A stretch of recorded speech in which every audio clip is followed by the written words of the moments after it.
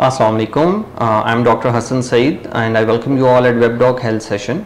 Today the topic I'm going to discuss with you people is related to summer season.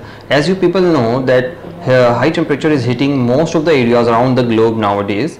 So this condition is strongly associated with this summer weather and this is known as heat stroke, or in simple terms you can call it sunstroke. You people must know what heat stroke is, then obviously the symptoms, because this can be purely diagnosed only by symptoms. Then yes, obviously prevention, causes, risk factors, and in the last the treatment. We will discuss all these in detail. So first of all, what is heat stroke? Heat stroke is the serious heat illness that results in a body temperature of greater than 40 Celsius and 104 Fahrenheit and is often associated with unconsciousness and confusion. The symptoms includes, yes, obviously the high body temperature, red, dry and damp skin, headache, dizziness, unconsciousness and confusion. Causes include high external temperature and physical exertion.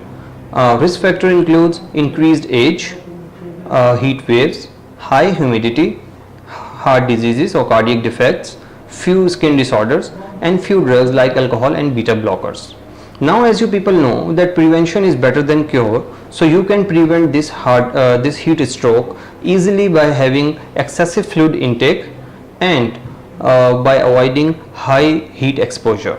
Now let's talk about treatment, because if someone around you is having heat stroke and you are there, you people must know that what initial measures you can take to rescue his or her life. The treatment goal is to rapid mechanical cooling along with the standard resuscitation measures. The victim should be moved to the shady and cooling areas as soon as possible. The body temperature should be lowered quickly. The clothing of the victim should be removed to promote the heat loss. Active cooling methods should be utilized. The victim should be bathed with cold water. Cold compresses should be done on different parts of the body including torsos, head, neck and groin region, that will help in promoting heat loss by lowering down the body temperature. Then hydration. Hydration is equally effective and important in cooling down the victim's body temperature. If the conditions are mild and the patient is conscious, yes, you can easily achieve it with oral hydration fluids. You can use cold water, you can use fresh juices, you can use sports drinks, etc., whatever available at the spot.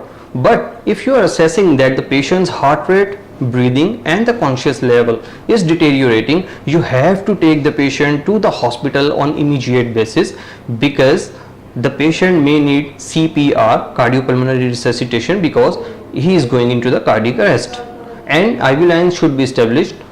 Cool IV fluids should be given to the patient to achieve the hydration level, and yes, obviously to maintain the electrolyte imbalance.